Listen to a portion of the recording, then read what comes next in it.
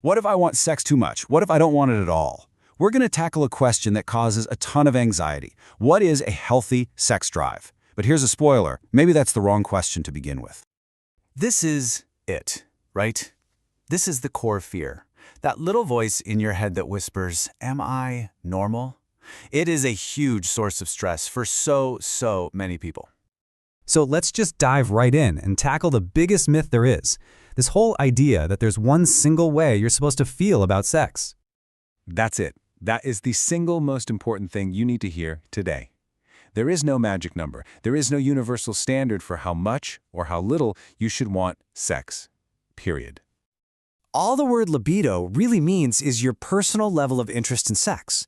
It's not a grade on a report card. It's not something you can pass or fail. It's just a description of how you feel, and it's totally unique to you. I love this analogy. Your libido isn't just on or off. It's way more like a volume dial. Some days it might be turned all the way up. Other times it's barely a whisper. And most of the time it's somewhere in between. It's a spectrum. Okay, so if it's a dial, then what's controlling it?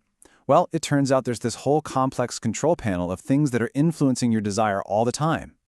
Your sex drive is basically a cocktail of everything happening in your life. Of course, there's the biological stuff, like hormones changing during puberty or as you get older. Then there's your mental health. If you're super stressed or anxious, desire is often the first thing to take a nosedive. It's also about your relationships. Do you feel safe and connected? That's huge. And of course, your physical health. Things like sleep, certain medications, or chronic illness can all turn that dial up or down. And because that control panel is always being adjusted by life, it makes perfect sense that your libido isn't some fixed, set-in-stone thing. It's a constantly changing story. Just look at how it can change over a lifetime. During puberty, hormones go wild and create all these new feelings. You might go through a really stressful year at work or school, and poof, your desire dips. Then you get into a great new relationship, and suddenly, interest shoots up. And yeah, as we get older, our hormones naturally shift again. Fluctuating over weeks, months, or even years is completely 100% normal. And this brings us to the huge spectrum of what's out there. Some people just naturally want sex pretty often. Others want it only rarely. And some people experience little to no sexual attraction at all, and that's called asexuality. Every single one of these is a perfectly valid and normal way to be human. So, if everyone is so different, why do so many of us feel this pressure to be the same? Well, a lot of it comes from the hype and the fiction we see all around us. The expectation we get from movies, from social media, and especially from porn is that you should be ready to go all the time. But the reality? For pretty much everyone, desire ebbs and flows. It comes and goes, and that is perfectly okay. Our brains are amazing at adapting, but sometimes that works against us. Some research shows that when our brain's reward system gets exposed to super intense stuff over and over, like a lot of internet porn, it can lead to something called desensitization. Basically, the brain gets so used to that high intensity that real-life intimacy can start to feel, less exciting.